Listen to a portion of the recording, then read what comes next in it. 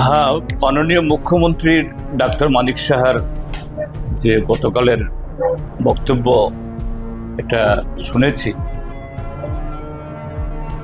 তিনি বলেছেন যে বামপন্থীদের সময়েতেই বামপন্থীরাই এই রাজ্যে সন্ত্রাসবাদীদের সৃষ্টি করেছেন। তিনি এ প্রসঙ্গে মান্দাইয়ের যে সে ঘটনা 1980 ইংরাজির দুঃখজনক ঘটনা তারও উদ্ধৃতি দিয়েছেন। আমি বলবো, যারা শিক্ষিত মানুষ যদি অশিক্ষিতের মতো অজ্ঞ মানুষের মতো কথা বলেন, তার কোনো জবাব হয়। সারা বিশ্ব জানে, সারা দেশ জানে 1980 ইংরাজিতে এই সে বাত্রিঘাতী দাঙ্গা, অবিশ্বাসের বাতাবরণ এবং ত্রিপুরার যে সন্ত্রাসবাদী কার্যকলাপ কেন শুরু হল, কারা তারা? 78 ইংরেজিতে ত্রিপুরার যে বামপন্থী ফ্রন্ট সরকার গঠিত হয়েছিল, সমস্ত কায়েমি স্বার্থকে পরাজিত করে, কোণঠাসা করে, এবং সিপিআইএম তথা বামফ্রন্ট তার নির্বাচনী প্রতিশ্রুতি অনুসারে বিগত দিনে জনগণের যে সমস্ত ইস্যুগুলোকে নিয়ে তারা এই রাজ্যে গণতান্ত্রিক আন্দোলন সংগঠিত করেছিলেন, এডিসি গঠন করার জন্য, ভূমি সংস্কার সম্পাদিত করার জন্য, ত্রিস্তর পঞ্চায়েত না হলেও যে ক্ষমতার বিকেন্দ্রীকৃত করার জন্য, যে শিক্ষা ব্যবস্থা শহর এলাকার মধ্যে সীমাবদ্ধ ছিল এটাকে ছড়িয়ে গ্রামাঞ্চলে ছড়িয়ে দেওয়ার জন্য 78 ইংরেজিতে কমরেড নৃপেন চক্রবর্তীর নেতৃত্বে সেখানে এই অচলায়তন ভেঙে, যেটাকে আমরা বলি বিকল্প কর্মসূচি,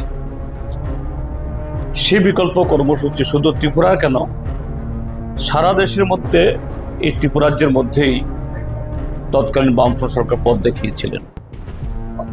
সারা দেশে কোথাও যখন মিড ডে মিল শুরু হয়নি, এই রাজ্যে মিড ডে মিল শুরু হয়েছিল। এখন নানা ধরনের সামাজিক পাতা চালু হয়েছে সারা দেশে। এই ত্রিপুরাজ্যে প্রথম সামাজিক পাতা শুরু হয়েছিল। এই ত্রিপুরাজ্যে এই বিধবাদের পেনশন, অতীতে আমাদের দেশে হাত তোলা ভোট, সে জায়গাতে গোপন ব্যালটে ভোট, এবং সবচেয়ে যুগান্তকারী সিদ্ধান্ত যে ট্রাইবেলদের, আদিবাসীদের অধিকার সুরক্ষিত করার জন্য এডিসি তৈরি করা। তখনই কায়েমি স্বার্থ, একদিকে টিউজেস, আজকে ত্রিপুরা মথার যারা পূর্বসূরীরা, যারা নিজেদেরকে বিশুদ্ধ পাহাড়িয়া দল বলতেন, একমাত্র ট্রাইবেলদের প্রতিনিধি হিসাবে এখন যেমন ত্রিপুরা মথা আইপিএফটি বলে তারাও বলতেন, তাদেরও দাবি ছিল এডিসি গঠনের। যখন বামফ্রন্ট সরকার এডিসি গঠনের ডাক দিল, উদ্যোগ শুরু করলো, তখন তারা স্লোগান তুলে জানা, আগে বিদেশি বিতরণ, পরে এডিসি নির্বাচন। বিদেশি কারা? 1949 ইংরাজির পর, দেশভাগের পর তৎকালীন পূর্ব পাকিস্তান থেকে যারা এই দেশে উদ্বাস্তু হয়ে এই আশ্রয় দিতে বাধ্য হয়েছিলেন, তারা, তাদের সন্তান সন্ততি সবাই। তো একদিক থেকে টিউজেসকে দিয়ে এই স্লোগান তোলানো হয়েছিল, আরেক দিকে হলো আমরা বাঙালি। এবং তৎকালীন সময়তে ত্রিপুরাজ্যের মধ্যে প্রধান বিরোধী দল কংগ্রেস যে রক্ত দেব এডিসি দেব না। 1980 ইংরাজির লোকসভা নির্বাচন কংগ্রেসের তৎকালীন সভাপতি এবং পশ্চিম ত্রিপুরা কেন্দ্রের যিনি প্রার্থী অশোক ভট্টাচার্যের স্লোগান ছিল, আমাকে ভোট দিন, আমি দিল্লিতে গিয়ে এডিসির আইন আমি খারিজ করে দেব। অর্থাৎ বামফ্রন্ট সরকারের জনমুখী কার্যকলাপকে ভোটের লড়াইয়ে বামফ্রন্টকে হারিয়ে এটাকে রুখতে পারল না। সেখানে এই দাঙ্গা বাঁধিয়ে বিশৃঙ্খলা তৈরি করে রক্তাক্ত পরিবেশ সৃষ্টি করে আটকানো এবং সেখান থেকেই উগ্রপন্থার জন্ম। সেই তৎকালীন সময়ে যারা উগ্রপন্থা নেতৃত্ব দিয়েছিলেন, প্রত্যক্ষভাবে পরোক্ষভাবে মদত জুগিয়েছিলেন, আজকে তারা কোথায়? আমি ডাক্তার মানিক সাহাকে অনুরোধ করব, আপনার ডানে বাঁয়ে সামনে পেছনে আপনার সাথে যারা নানা কর্মসূচিতে অংশগ্রহণ করছে, আপনার তথাকথিত প্রতিদিনের এই যে স্থূল ভাষণ, যার সাথে বাস্তবের মিল নেই, তার প্রতিধ্বনি যারা করছেন, তারাই তো সেদিনকার স্বাধীন ত্রিপুরা এবং বাঙালিস্তান নির্মাণের তারাই তো কুশীলব।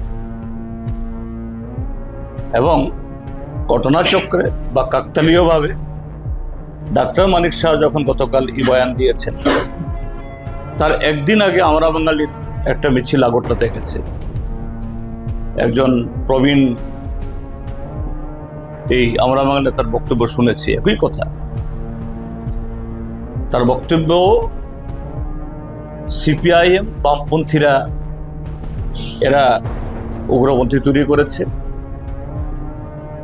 মানিক সরকার আমাদের বরিষ্ঠ নেতা, তিনি সেই 80 ইংরাজির সে ভাতৃঘাতী দাঙ্গার সময়তে আমরা বাঙালির ভূমিকা উল্লেখ করতে গিয়ে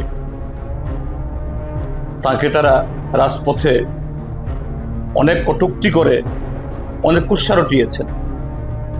আর তার একদিন বাদে আপনি মানিক সাহা একই ধরনের কথা বললেন। আপনার সাথে আমরা বাঙালির ফারাকটা কি? ত্রিপুরা রাজ্যের মানুষ ইতিহাস বলে যায়, এই চেহারাগুলোকে বলে যায়।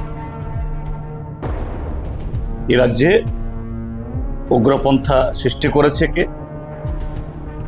কেন? কারণ বামফ্রন্ট সরকারকে প্রতিহত করতে হবে।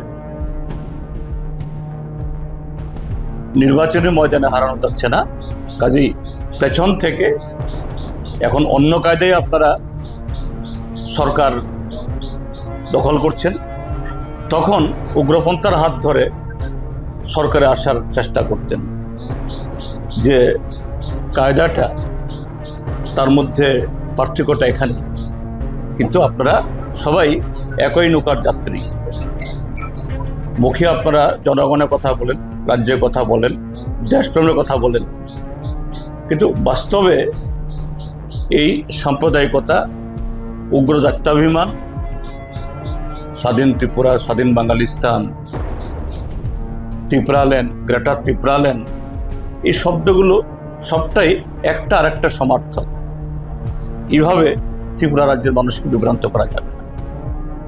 আমি মাননীয় মুখ্যমন্ত্রীকে বলবো, আপনি ইতিহাস পড়ুন এবং মাননীয় মুখ্যমন্ত্রীর চেয়ারে বসে এইভাবে একটা অযাচিত কথা বলা, এটা ত্রিপুরা রাজ্যের মানুষ মেনে নেবে না।